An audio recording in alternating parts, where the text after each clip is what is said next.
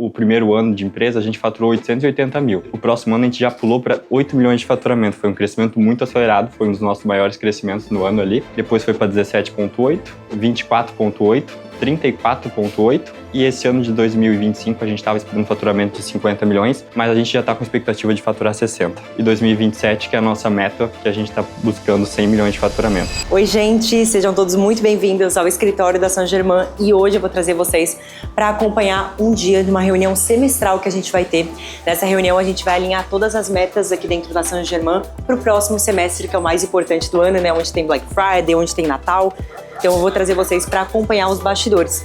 Aqui, para vocês conhecerem, também fica o escritório da Saint-Germain, onde o pessoal embala os pedidos, o nosso estoque fica nessa bagunça organizada aqui, mas futuramente vou fazer um tour aqui no canal para vocês, mostrando a fundo como que funciona todo o escritório da Saint-Germain e toda a operação. Mas vamos lá para cima, que a reunião vai ser no segundo andar do nosso escritório, e lá eu vou compartilhar com vocês como que a gente vai até mesmo implementar toda essa parte de cultura, liderança e metas também para os próximos semestres. Então vamos lá, gente, deixa eu mostrar ali para vocês, a nossa reunião já vai começar. A gente vai falar um pouco com o pessoal sobre a história da Saint-Germain e, obviamente, passar também todas aquelas estratégias que funcionaram no primeiro semestre do ano e as próximas estratégias também que a gente vai aplicar nesses últimos semestres da Saint-Germain. Então vou trazer vocês para compartilhar um pouco de toda essa reunião que vai acontecer. A gente vai começar agora 1h30 da tarde e vai até 6 horas da noite, então vou compartilhar aqui com vocês. Eu acho que é muito importante a gente começar contando um pouco lá de como que a gente começou, como que foi o início da marca, o início da Saint-Germain. A gente começou numa sala que era da imobiliária do meu sogro, que é o Júnior, o Eugênio, e nessa imobiliária eu e o Júnior a gente trabalhava lá dentro e daí a gente começou a embalar os pedidos da Saint-Germain.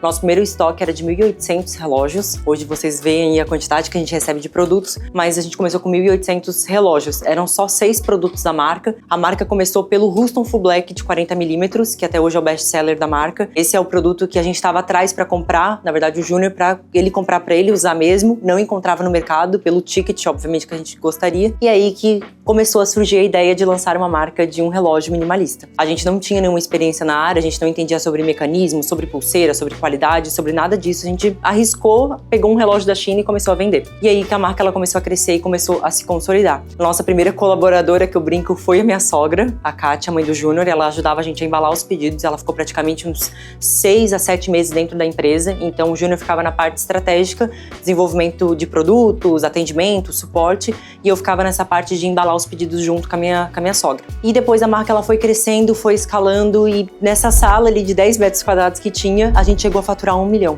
em um único mês. E foi algo que foi uma loucura pro crescimento da nossa marca, porque a gente não estava preparado para isso, a gente não tinha capacidade dentro de um escritório, porque não era o nosso escritório, era uma imobiliária, e a gente foi destruindo aquele ambiente para caber o nosso estoque e tudo mais. E aí que a gente se mudou pro nosso primeiro escritório, que foi em 2022. A gente se mudou pro primeiro escritório, que a Thaís, a Emily também trabalhou nesse outro escritório, que era uma sala embaixo do meu prédio onde eu moro hoje. A gente tinha 2 salas de 90 metros quadrados, mais ou menos cada uma, e ali foi de fato o primeiro escritório oficial da Saint-Germain.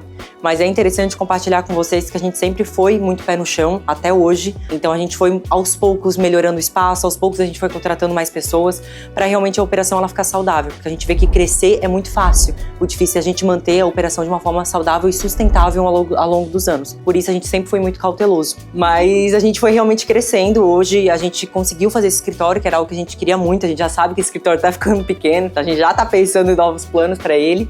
Mas realmente a gente foi muito aos poucos dentro da marca, sempre com muito propósito. Então a maioria das pessoas aqui, vocês sabem que a gente gosta de pegar pessoas que principalmente sejam proativas. Então a gente não busca pessoas que estão prontas no mercado, que estão há mais de 20, 30 anos trabalhando no e-commerce, não é isso. A gente quer pessoas proativas para crescer e escalar junto com a gente.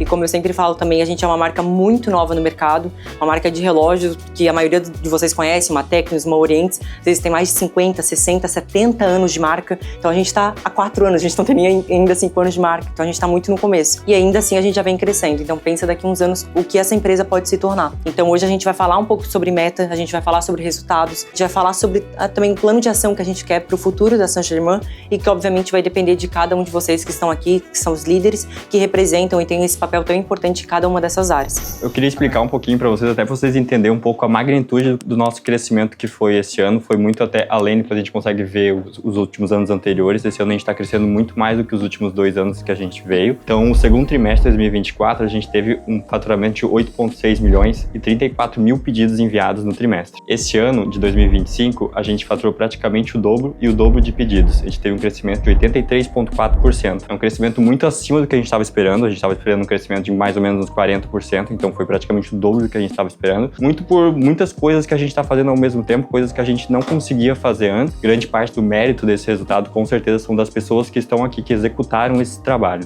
A meta era 19 milhões. A gente conseguiu realizar 24,7 milhões e a gente até ultrapassou a nossa super meta. As pessoas que estavam participando da nossa Black Friday do ano passado sabem como foi algo conturbado, foi algo estressante. Eu acho que essa palavra foi a certeira, conturbado. Foi estressante, a gente realmente não conseguiu, o operacional não aguentou a quantidade de pedidos que a gente teve, mas a gente sabe quanto reclame aqui, quantos clientes a gente provavelmente perdeu pra gente ter crescido mais do que a gente poderia, mas o legal é de mostrar que esse mês de junho a gente passou a Black Friday, então a gente entregou muito mais pedidos do que a Black Friday, e para vocês verem que agora o pós-Black Friday, que é o que estava tudo um caos muito no ano passado, hoje vocês conseguiram entregar um trabalho excelente no operacional para conseguir atender esses clientes e conseguir realmente fazer a entrega desses pedidos em dia.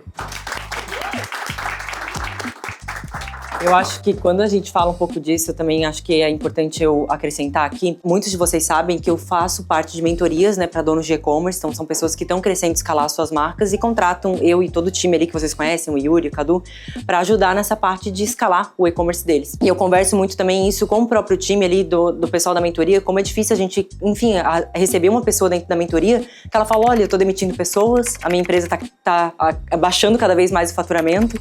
E a gente mostra como a gente está o oposto disso tudo. Como que uma marca, na pandemia, era muito fácil todo mundo crescer, todo mundo escalar. A gente viu que era uma oportunidade de mercado. Qualquer marca, qualquer pessoa que pegasse a Saint Germain e criasse a Saint Germain na pandemia, teria estourado a marca. Isso é fato. Não foi eu, não foi o Júlio, não foi a nossa cabeça, foi nada disso. Era um produto bom, numa época muito boa.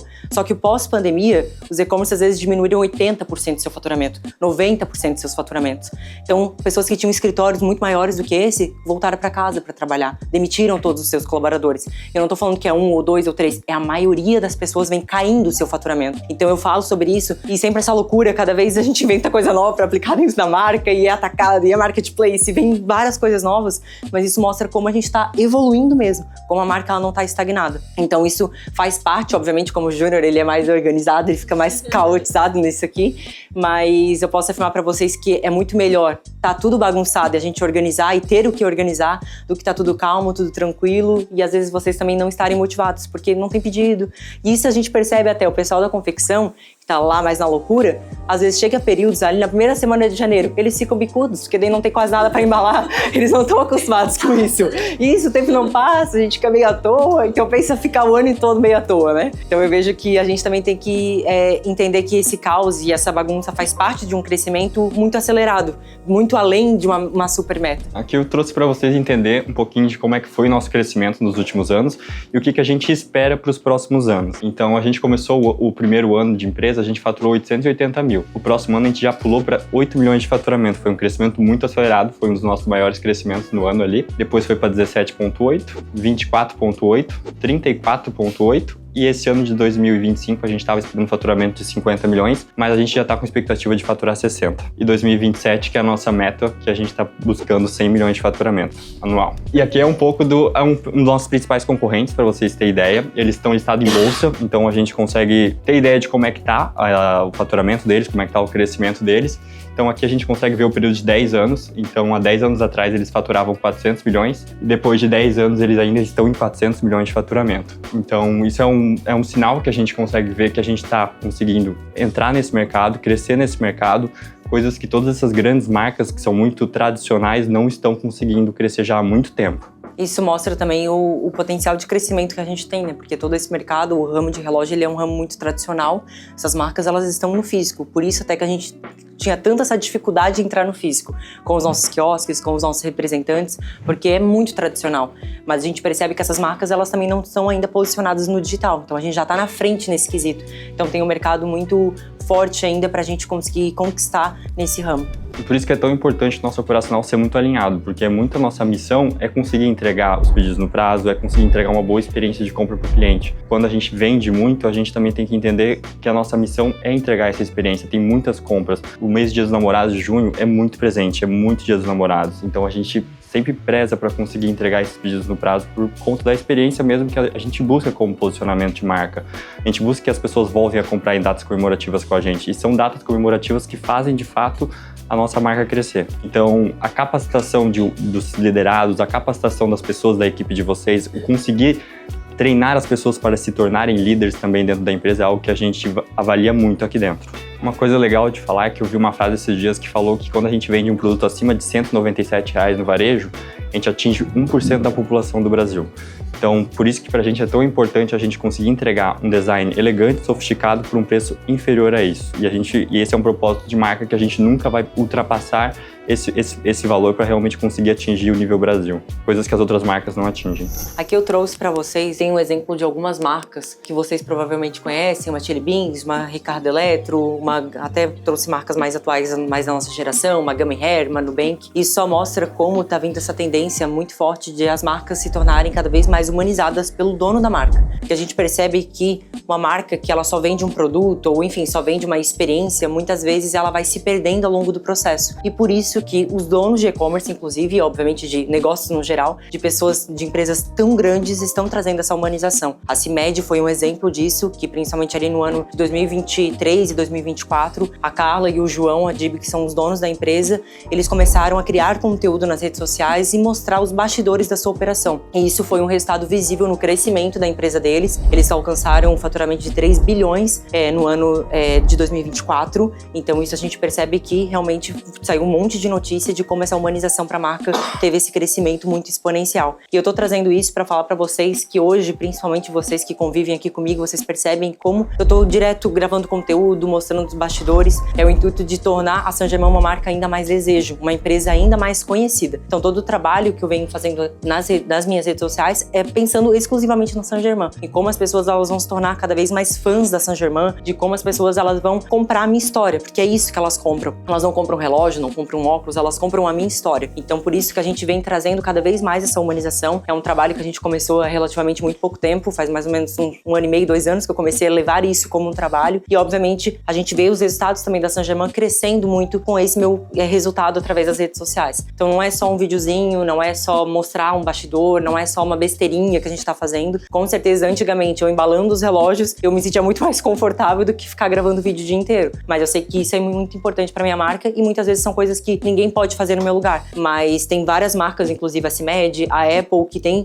realmente dados comprovados de como as empresas cresceram quando teve um rosto vinculado à marca. Então, se grandes marcas e grandes empresas como essa que eu coloquei aqui pra vocês estão fazendo isso, seria burrice a gente achar que isso não é importante. Igual quando a gente tem aquele evento SG Day que eu trago os meus alunos aqui, eu faço questão de chamar pessoas da Saint Germain para falar com eles, porque muitas vezes são áreas que são de vocês, hoje em dia não são mais minhas. Então eu faço questão de falar para o meu aluno, quando ele pede algo de logística, de sistemas, de suporte, não é eu que faço, eu tenho uma pessoa para fazer isso. Então por isso que quando eu trago os meus alunos aqui, eu faço questão de os próprios colaboradores mesmo estarem ali falando e ensinando os alunos, porque muitas vezes tem áreas hoje em dia que vocês sabem muito mais do que eu, muito mais do que o Júnior, porque vocês são responsáveis por essa área. Então ninguém melhor do que vocês para ensinar aquilo que vocês vivem diariamente. Algo que para vocês pode ser simples, como eu falei, para uma pessoa que está começando é algo extraordinário. A Ká, ela começou sendo uma pessoa que estava trabalhando no suporte. Ela começou na Black Friday em casa com a Antonella, que é a bebezinha dela. E quando ela começou a entrar realmente presencialmente dentro da Saint Germain, a gente percebeu essa proatividade nela, obviamente pegando muita empresa, tendo uma cultura muito forte. Quando a Ká estava para assumir o cargo de diretoria,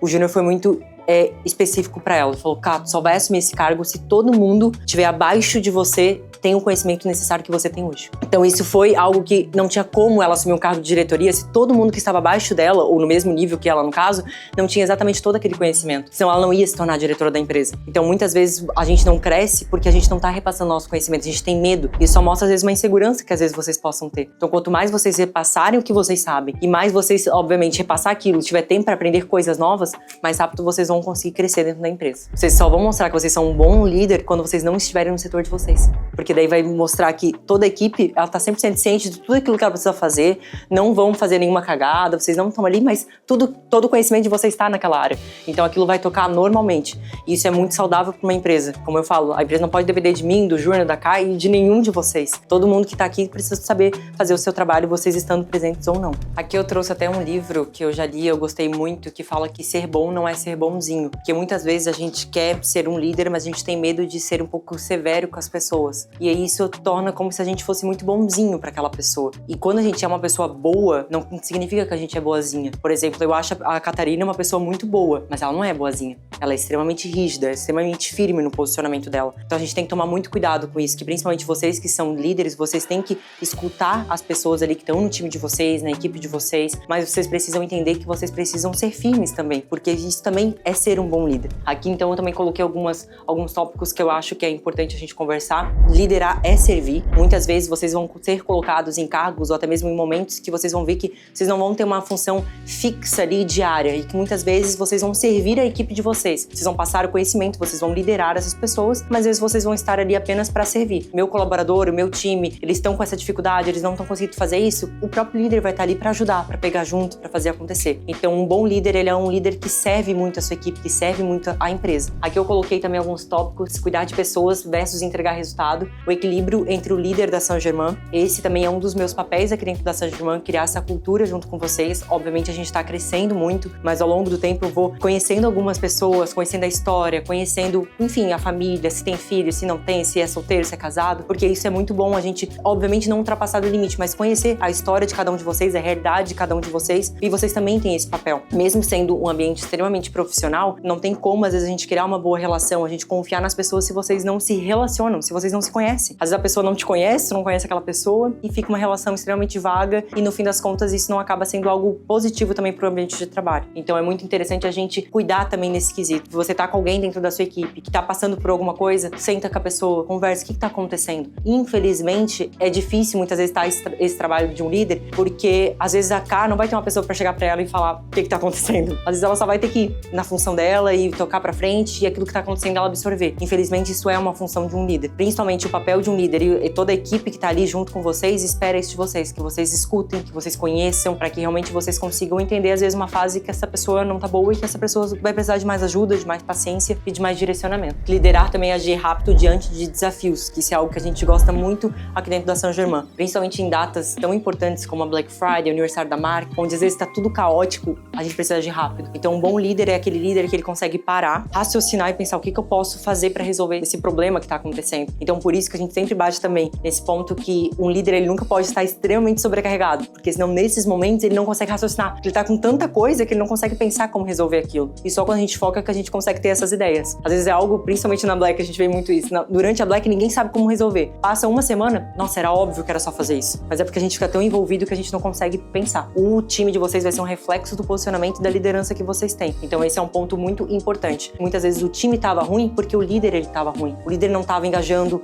o líder não tava sendo comprometido, o líder não tava nem chegando no horário. Como que o time vai ser bom, vai ser profissional e vai levar a empresa a sério se o líder que representa aquele setor não tá representando isso? Aqui eu coloquei que delegar com inteligência, não microgerenciar, mas também não ser ausente. Então não é eu chegar hoje, a partir de hoje você vai fazer isso, isso, isso. Esquece a Catarina que se vire e amanhã eu vejo se tá bom ou se não tá. A gente tem que entender que cada pessoa vai pegar às vezes as coisas, né, as funções de uma certa forma, num certo tempo, e a gente não pode achar que, essa pessoa é lerda, porque ela não pega, porque eu peguei isso em uma semana. A gente tem que cuidar muito isso, pra gente não largar essa pessoa. Eu sempre gosto muito de uma frase que delegar não é largar. Então a gente delega, a gente acompanha às vezes por uma semana, por 2 semanas, por um mês, até a gente se sentir confiante, pra às vezes olhar aquilo que a gente delegou uma vez no mês, ou uma vez a cada 3, 4, 5 meses. Delegar de uma forma inteligente é muito importante. Acompanhar aquele trabalho, porque senão vocês sabem que a função vai ser de vocês de novo. Então passar pra uma pessoa e abandonar aquilo, vai voltar pra vocês como função. Então vai ser um trabalho redobrado. Muitas vezes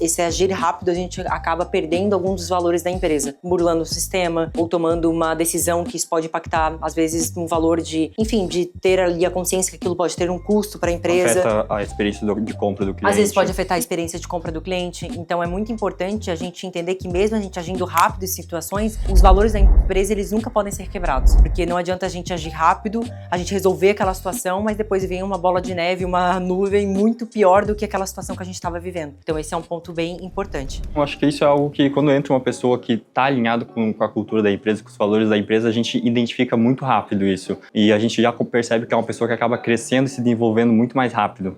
Porque é nítido quando tem uma pessoa que tem exatamente o que a gente busca. E a gente sabe como também ter uma pessoa, às vezes, que não condiz ali com o valor da empresa, isso impacta no trabalho de vocês, no resultado, até no dia a dia mesmo, né? Isso vai, a gente fala, contaminando. Porque às vezes é uma pessoa que ela não tá alinhada com os valores da empresa, ela vai ficar reclamando da empresa, vai ficar reclamando do trabalho de vocês, vai fazer fofoca, vai começar a mentir, vai burlar o sistema. Quando vem em um mês, essa pessoa contaminou todo o time e às vezes a gente perde o time inteiro que era bom. Então a gente tem que tomar muito cuidado. A gente não contratar as coisas à pressa, meu Deus, eu preciso contratar uma pessoa pra ontem, a gente tá precisando, porque às vezes a gente acaba contratando uma pessoa que não tá alinhada com os nossos valores pra suprir um buraco. E que esse buraco depois pode virar uma cova enorme. Que a gente não acha bom ficar demitindo as pessoas, ficar trocando de time. Gente, isso é horrível. A gente quer que vocês fiquem muito tempo dentro da empresa. E toda a equipe também de vocês. Então, é algo que a gente, a partir de hoje, a gente quer colocar muito isso em prática, de contratar as pessoas muito mais devagar. Entender se a pessoa tem match, tem fit ali cultural com a nossa empresa, para que essa pessoa ela venha pra somar e pra ficar por muitos anos. E, obviamente, como eu falei, é o oposto mesmo. Vocês têm que multiplicar. Eu comecei 1, 2 pessoas, igual, por exemplo, um afiliado,